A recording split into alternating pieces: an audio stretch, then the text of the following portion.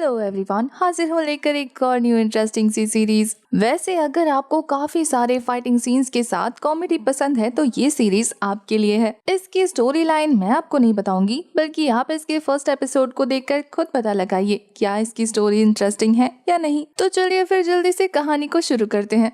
तो एपिसोड की स्टार्टिंग में हमें हमारे हीरो जुन चांग शियाओ को दिखाया जाता है, जो कि एक बंदे की काफी अच्छी वाली धुलाई करते हुए उसे कह रहा था कि ब्रदर, तुम्हारे बोन्स काफी ज्यादा स्ट्रॉन्ग है, जो कि बॉडी कल्टीवेशन के लिए एकदम परफेक्ट है। तो क्यों ना तुम हमारे सेक्ट आयरन बोन क्लैन को ज्वाइन कर लो। इससे फ्यूचर में हम दोनों की बॉन्डिंग बहुत ज्यादा स्ट्रॉन्ग हो जाएगी, हमारा भाईचारा बढ़ जाएगा। वैसे तुम्हारा क्या ख्याल है इस बारे में? ये सारी बातें हमारा हीरो उस बंदे के चेहरे पर पाँव रखकर कर रहा था। वो बंदा चांग शियाओ से कहता है कि भैया, आपकी बड़ी मेहरबानी होगी अगर आप सबसे पहले अपना पाँव मेरे मुंह के ऊपर से हटा दे। तो वो तो उसे सीधा खड़ा करते हुए कह रहा था कि माफ कर देना, वो क्या है ना, असल में तुम मेरी सेक्ट की सबसे खूबसूरत लड़की को ताड़ रहे थे, जो कि बहुत ज्यादा शर्मीली, शांत और ज्यादा बात ना करने वाली है, तो इसलिए मैं खुद को रोक नहीं पाया और तुम्हें 2-4 घूंसे बरसा दिए। ये बेशरम इंसान तो फिर से ताक झांक करते हुए कह रहा था कि वो असल में मुझे उनसे थोड़ी सी बात करनी थी, इसके अलावा मैं उन्हें ज्यादा डिस्टर्ब नहीं करूंगा।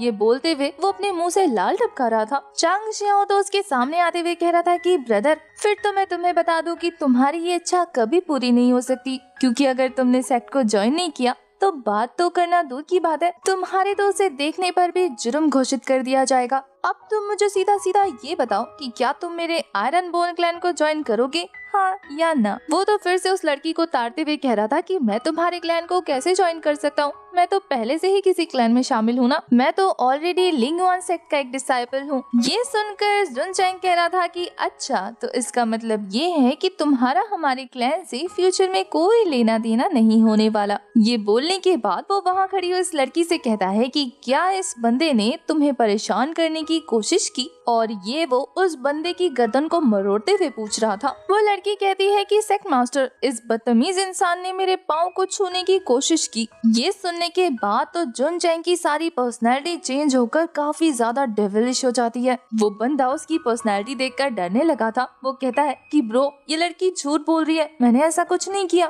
पर जुन चैंग उसे जोरदार मुक्का मारते हुए कह रहा था कि क्यान क्यान कभी भी झूठ नहीं बोलती और इसके अलावा मुझे उस पे पूरा भरोसा है। ये बोलते हुए वो इतने जोर जोर से उस बंदे को मुक्के मार रहा था कि बेचारे की हालत खराब हो जाती है। जुन चैंग ने तो मार मार के उसके पूरे चेहरे का नक्शा ही बदल दिया था। वो उसे जोरदार हिट करके पत्थर के ऊपर फेंकते हुए कह रहा था कि आज तो तुझे मैं सबक जरूर सिखाऊंगा, ताकि तुझे फ्यूचर में पता लगे कि हमारे सेक्ट की लड़कियों की किस तरीके से रिस्पेक्ट की जाती है। वो बंदा तो कह रहा था कि अब तुम मेरा फायदा उठाने की कोशिश कर रहे हो, खबरदार अगर दोबारा मुझ पे हाथ उठाने की हिम्मत की तो। ये सुनकर जुन चैंग कहता है कि ठीक है, हाथ नहीं उठाता। ये बोलकर वो उसके नाक पे अपनी उंगलियां घुसाकर इतनी जोर से घुमा के फेंकता है ना, वो बंदा चिल्लाते हुए जोर जोर से हवा में उड़ गया था और वहीं से चिल्ला रहा था कि मैं पक्का रिवेंज लेने वापस जरूर आऊंगा। वहीं हमारा हीरो तो इस मजेदार फाइट को कंप्लीट करने के बाद कह रहा था कि क्यान क्यान, क्या तुम मुझसे इम्प्रेस हुई? मैंने क्या जबरदस्त पिटाई की थी ना उस छिछोरे की। क्यान क्यान तो जुन चैंग के पास आते हुए कह रही थी कि सेक्ट लीडर,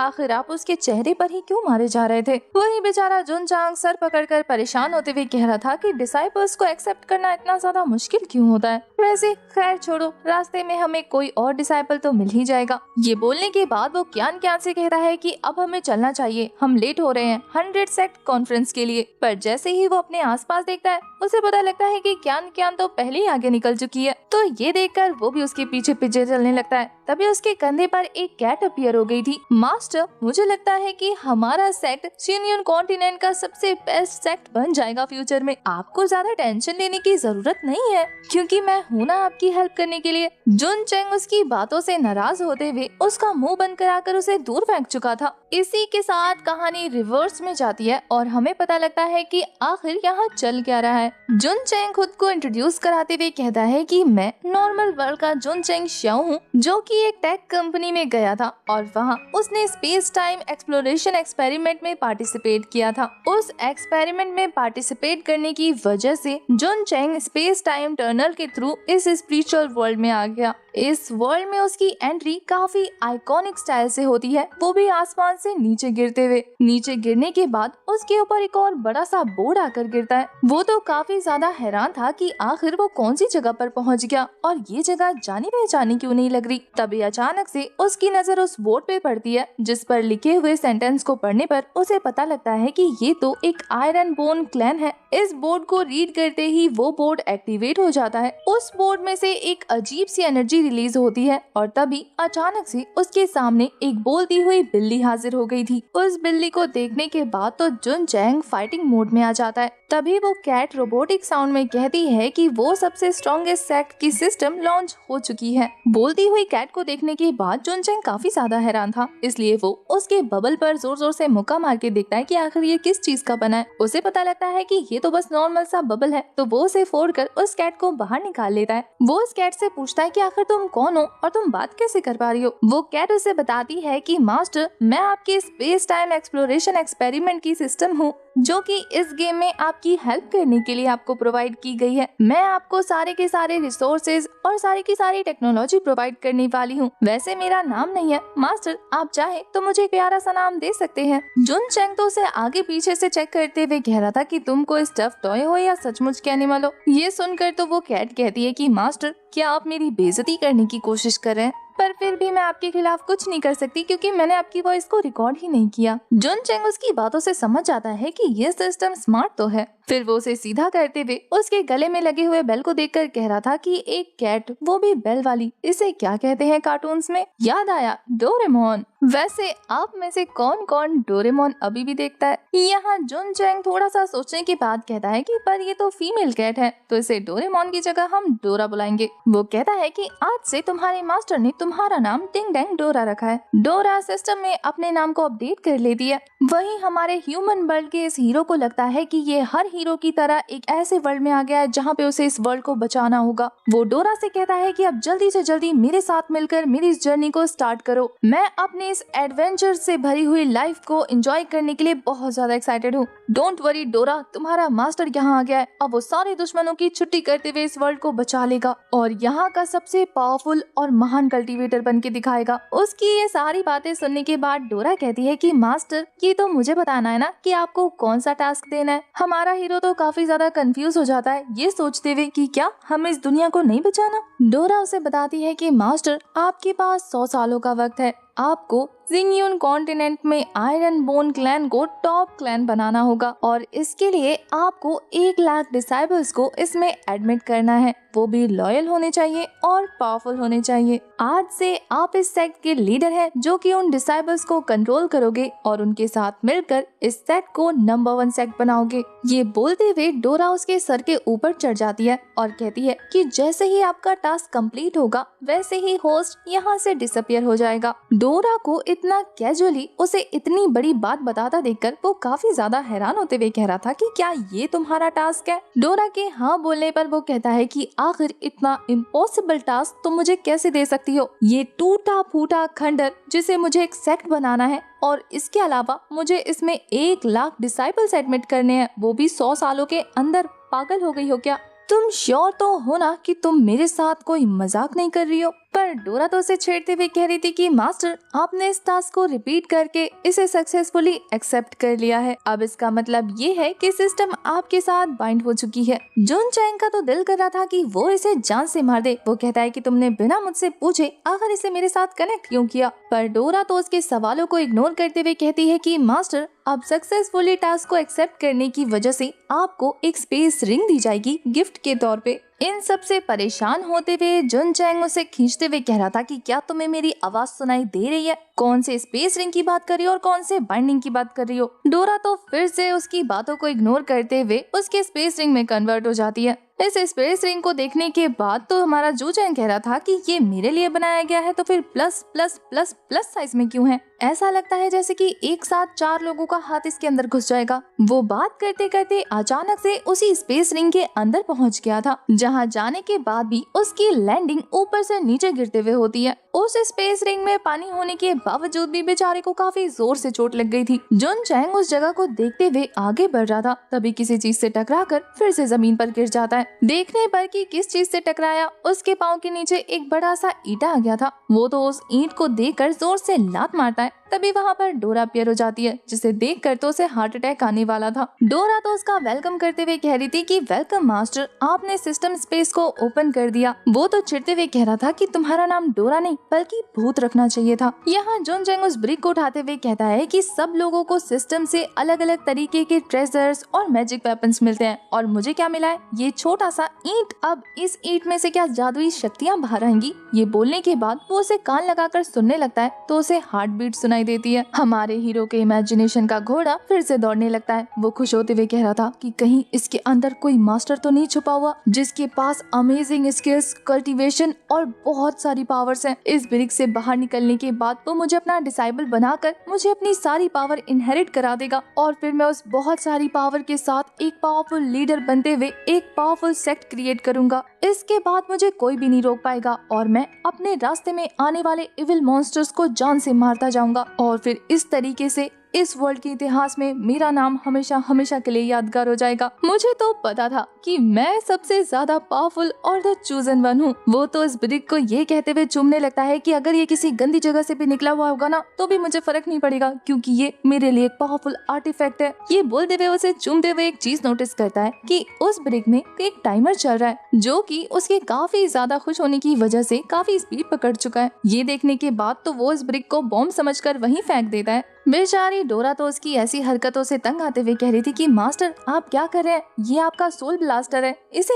ऐसे मत फेंकिए। इस ब्रिक के पास अपना एक दिमाग है और अपनी इमोशंस हैं। अगर आपने इसका ख्याल रखा तो ये नॉर्मल स्पीड से चलता रहेगा, लेकिन अगर आपने अपनी हरकतों से इसे गुस्सा दिलाया तो ये अपने टाइमर को बहुत ज्यादा बढ़ा देगा, और जैसे ही इस पे लिखा टाइम खत्म होगा वैसे ही ये ब्लास्ट हो जाएगा, और इसके साथ आपकी सोल भी हमेशा हमेशा के लिए ब्लास्ट हो जाएगी। अभी आपने इसे जमीन पर इतनी बुरी तरीके से फेंका कि बेचारा अपसेट हो गया। देखो इसकी टाइमर कितनी ज्यादा स्पीड से चल रही है। ये देखने के बाद तो जुनचैंग की हालत खराब हो गई थी। वो तो उसके सामने पूजा वाली अगरबत्ती रखते हुए कह रहा था कि ब्रिक मास्टर मुझे माफ कर दीजिए, मेरा आपको फेंकने का कोई इरादा नहीं था, मैं तो आपकी बहुत ज्यादा रिस्पेक्ट करता हूँ, आप तो बस मेरे हाथ से यूं ही फिसल गए, मुझे बस आप थोड़ा सा वक्त दीजिए, मैं आपको काफी ज्यादा खुश कर दूंगा। इतना सब कुछ करने के बाद भी जब वो टाइमर को देखता है तो वो अभी भी स्पीड से चल रही थी। वो सिस्टम से कहता है कि अब क्या हुआ, मेरे माफी मांगने के बाद भी ये शांत क्यों नहीं हो रहा?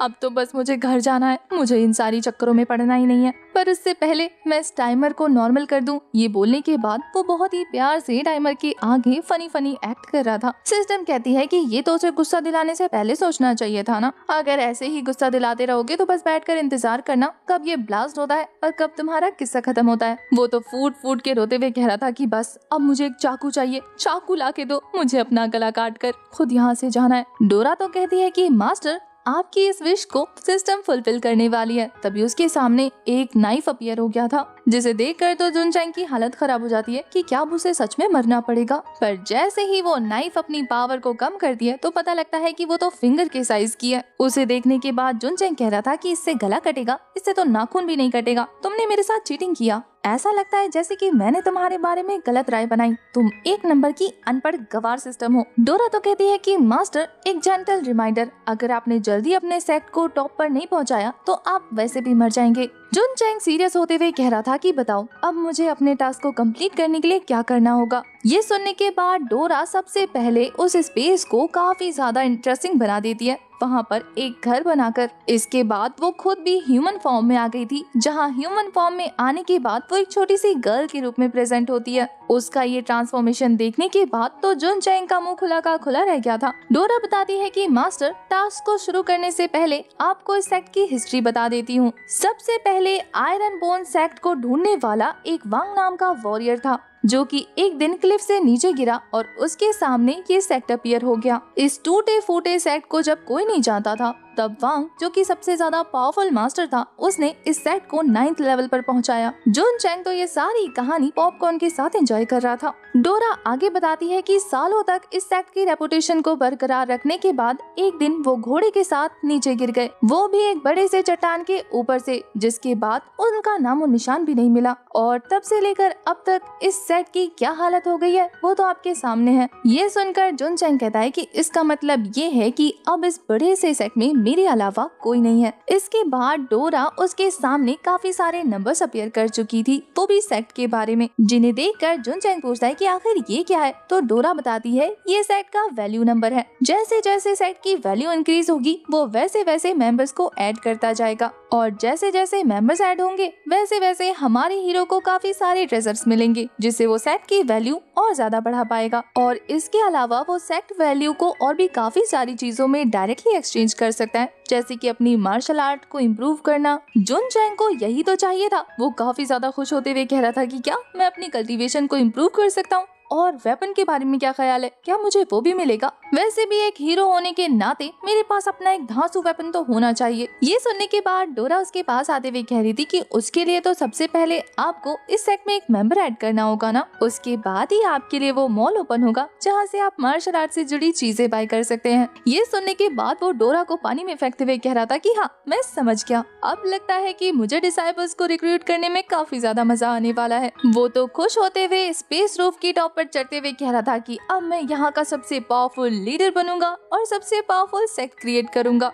सिस्टम से बाहर आने के बाद जुन चैंग सबसे पहले अपनी कैलीग्राफी स्किल का यूज करते हुए वहाँ पर ये लिख देता है बड़े बड़े अक्षरों में कि उसे डिसाइबल रिक्रूट करना है। ये बोलने के बाद वो अपने आर्ट को देखते हुए कह रहा था कि इस बोर्ड के साथ और इस अमेजिंग मास्टर को देखने के बाद तो मैं 3 दिन में ही 100 डिसाइबल्स इकट्ठे कर लूंगा। और ये सोचते सोचते वो काफी ज्यादा खुश हो रहा था, पर उसकी ये मिसअंडरस्टैंडिंग क्लियर हो जाती है जब पूरे 3 दिन गुजर जाते हैं और वहाँ पर एक परिंदा भी पर नहीं मारने आता। वो तो खाना खाते खाते यही सोच रहा था कि मैंने जितना सोचा था ये तो उससे भी ज्यादा मुश्किल है। इस सेक्ट में तो कुत्ते भी पूछने नहीं आते हैं। उसके ऐसा बोलते में ही वहाँ पर एक डॉग आ गया था जो वहाँ पर गंदगी करने के बाद वहाँ से भाग जाता है। जुन चैंग तो खाने में बिजी था, तभी उसके सामने एक खूबसूरत सी लड़की अपीयर होते हुए कह रही थी कि मुझे इस सेक्ट को ज्वाइन करना है। आखिर इस सेक्ट के मास्टर कहाँ है? वो तो काफी ज्यादा खुश होते हुए कह रहा था कि इतनी सुंदर लड़की हमारे सेक्ट को ज्वाइन करने आई है। फिर वो बहुत स्टाइल में अपना इंट्रोडक्शन देते हुए कह रहा था कि मैं इस सेक्ट का मास्टर जुन चैंग शाह हूँ, तुम्हारा हमारे आयरन बोन क्लैन में स्वागत है और आज से तुम यहाँ की एक डिसाइबल बन जाओगी। तुमने बिल्कुल सही फैसला लिया है। वो फिर से कंफर्म करती है कि क्या तुम यहाँ के बॉस हो। वो तो नाचते हुए बताने लगता है कि हाँ वो कितना ज्यादा स्मार्ट, इंटेलिजेंट और फेमस है। वो तो उसकी बकवास बंद करते हुए पूछती है कि क्या इस सेक्ट में और कोई भी नहीं है। वो तो कह रहा था कि नहीं, मैं हूँ ना, मेरे रहते तुम्हें यहाँ किसी चीज की कोई दिक्कत नहीं होगी। ये सुनकर तो उस लड़की को अपने फैसले पर पछतावा होने लगता है। वो वहाँ से जाते हुए कह रही थी कि ठीक है रहने देते हैं, मैं तुम्हें ज्यादा परेशान नहीं करूंगी। जुन चैंग तो उसे वहाँ से जाता देखकर परेशान हो जाता है। वो उसका हाथ पकड़ के उसे रोकते हुए कह रहा था कि एक बार फिर से सोच लो। वो लड़की तो गुस्से में उसकी गर्दन पर स्वॉर्ड रखते हुए कह रही थी कि क्या कहा। जुन चैंग तो उसे इमोशनल ब्लैकमेल करते हुए कह रहा था कि तुम इस सेक्ट की पहली डिसाइपल हो, मैं यहाँ अकेले रहता हूँ, फ्लोर पे सोता हूँ और मेरा कोई साथी नहीं है। इस सेक्ट को डिसाइपल्स की जरूरत है और तुम इसकी पहली नींव हो। मैं चाहता हूँ कि तुम इसे ज्वाइन करो। तुम्हें नहीं पता ये आगे चल के कितना महान सेक्ट बनेगा। ये बोलते हुए वो उसे कमर से पकड़ लेता है। इस लड़की का नाम क्यान क्यान था, जो चॉपस्टिक की हेल्प से उसे खुद से दूर करते हुए कह रही थी कि ठीक है। वो तो खुश हो जाता है और यहाँ हमें पता लगता है कि क्यान क्यान असल में सोल बोन को देख सकती है। क्यान क्यान ने जुन चैंग की सोल बोन को देखते हुए पता लगा लिया था कि ये बहुत ज्यादा डरपोक है। वो कहती है कि ठीक है मैं तुम्हारे सेट को ज्वाइन करने के लिए रेडी हूँ। वो तो कहता है कि ठीक है अब फिंगरप्रिंट लगाकर कॉन्ट्रैक्ट साइन कर दो, कहीं तुम भाग गई तो। ये सुनने के बाद तो क्यान क्यान उसे एक जोरदार चाटा मारते हुए उसके कॉन्ट्रैक्ट को साइन कर देती है। साइन करने के बाद क्यान क्यान कहती है कि मैं सेट को अच्छे से देखना चाहती हूँ। वो तो खुश होते हुए कहता है कि हाँ हाँ इसे अपना ही घर समझना। उस कॉन्ट्रैक्ट को पाकर जुन चैंग काफी ज्यादा खुश था। सिस्टम उसके पास आते हुए कह रही थी कांग्रेचुलेशन मास्टर, आपने सक्सेसफुली एक पहले डिसाइपल को रिक्रूट कर लिया, जिससे आपके सेट की वैल्यू इंक्रीज होकर 2 हो गई है। यानी कि अब मॉल ओपन हो चुका है, आप वहाँ से मार्शल आर्ट से जुड़ी हुई चीजें खरीद सकते हैं। ये बोलने के बाद डोरा अंदर चली जाती है और उसके पीछे पीछे जुन चैंग भी। अंदर पहुँचने के बाद तो वो काफी ज्यादा एक्साइटेड होते हुए डोरा से कहता है कि जाओ अब जल्दी से मेरे लिए उस मॉल को ओपन करो, मैं अपनी पसंद की चीज देखना चाहता हूँ। डोरा अपने ह्यूमन फॉर्म में आते हुए वहाँ पर काफी सारी चीजें उसके सामने पेश करती है। कल्टीवेशन से जुड़ी स्किल्स को देखने के बाद जुन चैंग काफी ज्यादा खुश होते हुए कह रहा था कि 9 टैरो मैरो क्लीनिंग पिल, ड्रैगन एलिफेंट स्पिरिचुअल पाम, इसके अलावा तो यहाँ पर ड्रैगन फुटवर्क भी है, 5 elements yin and yang energy, 1000 years ice power, इसके अलावा यहाँ पर आर्मर बॉडी भी है। वो तो इन चीजों के नाम पढ़ के ही खुश होते हुए कह रहा था कि नाम से ही कितने ज्यादा पावरफुल लग रहे हैं।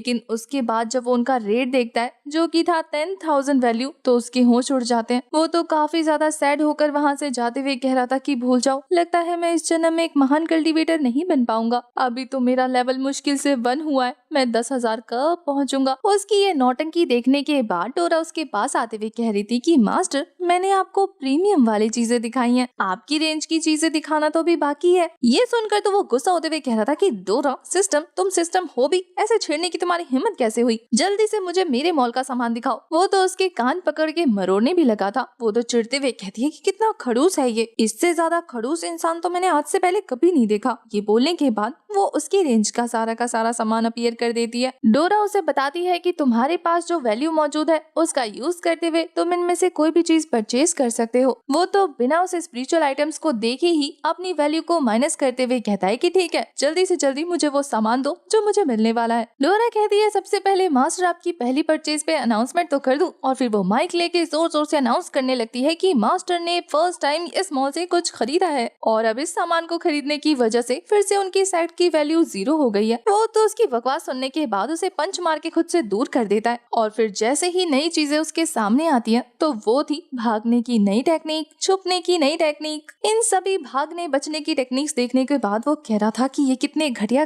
टेक्निक्स हैं। ऐसा क्यों लग रहा है कि ये मुझे ताकतवर कम और सरवाइव करने के लिए पावर ज्यादा दे रहे हैं? क्या इनमें से ऐसा कुछ भी नहीं है जो मेरे काम का हो? ये बोलने के बाद उसकी नजर सिंबल ऑफ एक्सपीरियंस पर पड़ती है। वो उसे दिखाते हुए डोरा से पूछता है कि आखिर ये क्या चीज है। डोरा बताती है कि अगर आप इस एक्सपीरियंस सिंबल का यूज करेंगे तो ये आपकी कल्टीवेशन को तेजी से इम्प्रूव कर देगा, इसलिए आपको बस इसे लेना है और क्रश करना है, ये अपना काम शुरू कर देगा। वो तो सुनकर कह रहा था कि हाँ, ये कुछ इंटरेस्टिंग लग रहा है, गॉड इतने भी नाखुश नहीं है मुझसे। ये बोलकर वो एक्सपीरियंस सिंबल को यूज करने लगता है जिससे उसकी कल्टीवेशन 5 लेवल ऊपर हो जाती है। उस बढ़ती हुई कल्टीवेशन को देखने के बाद वो कह रहा था कि मैं अपनी बॉडी में अमेजिंग पावर को फील कर सकता हूँ, ऐसा लगता है कि मैं चूजन वन हूँ। डोरा उसकी बकवासों से पक चुकी थी और वो काफी ज्यादा डिसइंटरेस्ट शो करते हुए कहती है कि कांग्रेचुलेशन होस्ट, आपने अपनी कल्टीवेशन को इम्प्रूव कर लिया है। अब आप एक 5th लेवल की कल्टीवेटर हैं जो कि अब पूरी दुनिया में घूम घूम कर अपने लिए डिसाइबल्स चूज कर सकता है। हमारा जुनचंग तो काफी ज्यादा खुश होते हुए कह रहा था कि मुझे पता था मैं एक बेहतर कल्टीवेटर बन के दिखाऊंगा। वो तो उसे पीटते हुए कह रही थी कि मास्टर, आप कुछ ज्यादा नहीं सोच रहे, क्योंकि जिनियन कॉन्टिनेंट में जो भी बिगिनर कल्टीवेटर है ना, उसकी लेवल भी 12 है, लेकिन आपकी तो सिर्फ 5 है। और 12 लेवल पर पहुंचने के बाद भी आपको कल्टीवेशन की 5 स्टेजेस को कंप्लीट करना होगा, जिसमें है 5 sect, 5 king, 5 emperor, 5 saint, 5 brothers. इसको कंप्लीट करने के बाद ही आप एक बेहतर कल्टीवेटर बन पाएंगे। जुनचेंग तो उसे चुप कराते हुए कह रहा था कि बकवास बंद करो और मुझे ये बताओ कि लास्ट सील का क्या मतलब है। डोरा बताती है कि लास्ट सील का ये मतलब है कि आपको जो फर्स्ट वेपन मिला है ना, उसका आपको यूज करना पड़ेगा, तब ये सील ओपन होगी। वो स्वॉर्ड तो फिंगर साइज की थी, जिसे देखने के बाद जुनचेंग कह रहा था कि अब मुझे इस टॉय को इस्तेमाल करना पड़ेगा इस सील को ओपन करने के लिए। क्या बकवास है। ये बोलकर वो उस वेपन को जोर से जमीन पर फेंकता है, जिससे कि उसका सोल बॉम्बर तेजी से एक्टिवेट हो गया था। ये देखने के बाद तो उसकी हार्ट बीट बढ़ जाती है। वो उसे प्यार से संभालते हुए कह रहा था कि कोई बात नहीं, अब मैं अपने मिशन पर कंटिन्यू होता हूँ, मुझे अब नए नए डिसाइपल्स को जो चूज करना है। इसी के साथ हमारी कहानी प्रेजेंट में आती है, जहाँ पर जुनचेंग कियान के साथ 100 सेट कॉन्फ्रेंस में जा रहा है अपने लिए डिसाइपल्स चूज करने, क्योंकि वहाँ पर काफी सारे लोग आएंगे बाकी सारे सेक्ट्स को ज्वाइन करने। तो वहाँ उसे अपने आयरन बोन क्लैन के लिए बहुत सारे डिसाइपल्स मिल जाएंगे। कियान आगे बढ़ते हुए कह रही थी कि सेक्ट लीडर, मुझे लगता है कि हमें ज्यादा जल्दी आगे बढ़ना होगा, नहीं तो बाकी सारे सेक्ट डिसाइपल्स चूज कर लेंगे और हमारे सेक्ट के लिए कोई नहीं बचेगा। वो तो पेड़ की छाव में लेटते हुए कह रहा था कि कियान हम ऑलरेडी काफी आगे हैं, मुझे लगता है कि थोड़ी देर रुक के आराम कर लेते हैं।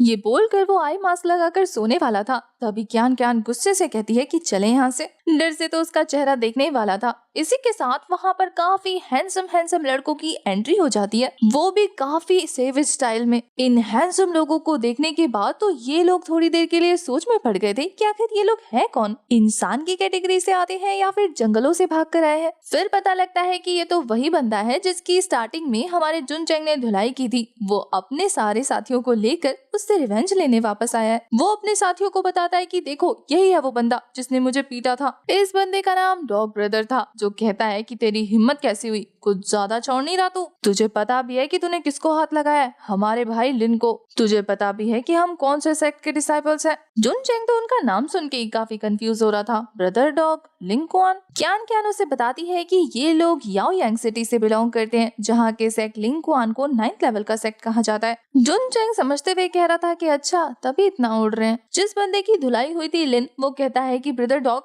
ये बंदा खुद को आयरन बोन क्लैन का लीडर कह रहा था। उस क्लैन का नाम सुनने के बाद तो ये लोग जोर जोर से पेट पकड़ के हंसने लगते हैं, क्योंकि वहाँ के एक्स सेक्ट लीडर वांग के बारे में इन लोगों को भी पता था। वो जोर जोर से हंसते हुए कह रहे थे कि वही ना जो पीते हुए घोड़े से नीचे गिरकर मर गया था। मैंने तो सुना था कि वहाँ के डिसाइपल्स को फेयरवेल डिनर कराया गया था, लगता है कि उनमें से कुछ बच गए। जुन चेंग उनकी बकवास को इग्नोर करते हुए एक टेढ़ी स्माइल के साथ अपने मास्क को काफी स्टाइल में फेंकते हुए कह रहा था, क्यान क्यान पीछे हट जाओ, मुझे नहीं लगता है कि इनके इरादे ठीक हैं, इन्हें मैं संभाल लूंगा। वो तो स्वैग मार के आगे बढ़ने लगा था। क्यान क्यान उसे रोकती है। वो तो खुश हो जाता है कि ये मेरी बहुत ज्यादा फिक्र करती है लगता है। स्टार्टिंग में मुझे लगा था कि कितनी खड़ूस है, लेकिन ये तो कितनी अच्छी है। वो तो काफी स्वैग में उसे कह रहा था कि मेरी फिक्र करने की जरूरत नहीं, मैंने कहा ना मैं संभाल लूंगा। वो तो उसे रोकते हुए कह रही थी, सेक्ट लीडर आप इसे जल्दी खत्म कर सकते हैं, अगर आप मर जाएंगे तो मुझे जल्दी से न्यू सेक्ट लीडर घोषित कर देना। ये सुनकर तो उसके दिल पर छुरियां चल जाती है कि ये लड़की मेरी पोजीशन के पीछे पड़ी हुई है।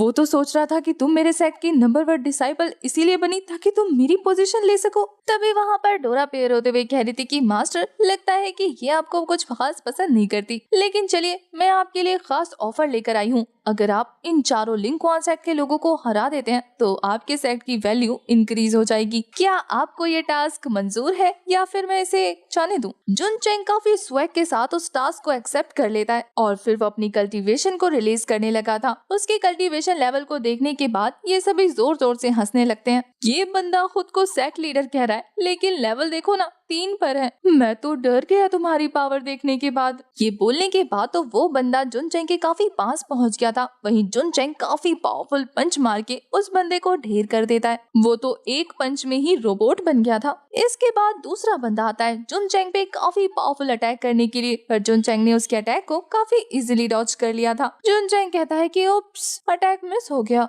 वो बंदा तो स्वैग मारते हुए कह रहा था कि कोई बात नहीं, अब तो मेरे हाथों से मरने वाला है, एक मौका मिल गया तो इतना खुश क्या हो रहा है? पर जुन चेंग तो उसकी बात कंप्लीट होने से पहले ही उसे इतना जबरदस्त फीस्ट मार चुका था। जुन चेंग तो उसे जमीन पर रगड़ते हुए काफी आगे बढ़ जाता है और ये देखने के बाद तो उसके साथी भी हैरान रह गए थे। वहीं जुन चेंग उस बंदे से कह रहा था कि तुम मुझे मेरे घुटने के बल पे बिठाने वाला था। वो बंदा कहता है कि तुम तो सिर्फ 3rd लेवल पर हो ना, आखिर तुम इतने ज्यादा स्ट्रॉन्ग कैसे हो सकते हो? वो तो ये कहते हुए उसे एक जबरदस्त किक देकर मारता है कि मैं यहाँ का बॉस हूँ ना, इसलिए। किक करने के बाद वो उसे घुमाते हुए पेड़ पे लटका देता है। डोरा तो उन सभी को काउंट करने लगती है कि 1 गया 3 बचे हैं। वहीं बाकी तीनों की तो डर से हालत खराब होने लगती है। वो सोच रहे थे कि चलो साथ में चलते हैं। उन तीनों के एक साथ अटैक करने पर जुन चेंग ने अपनी सारे लेवल्स को उनके सामने शो कर दिया था। अब इससे पहले कि वो लोग जुन चेंग पर अटैक कर पाते, ये वाला एपिसोड हो जाता है खत्म। अगर आपको इस सीरीज की एक्सप्लेनेशन अच्छी लगी और नेक्स्ट पार्ट चाहिए तो कमेंट में नेक्स्ट पार्ट लिख दो।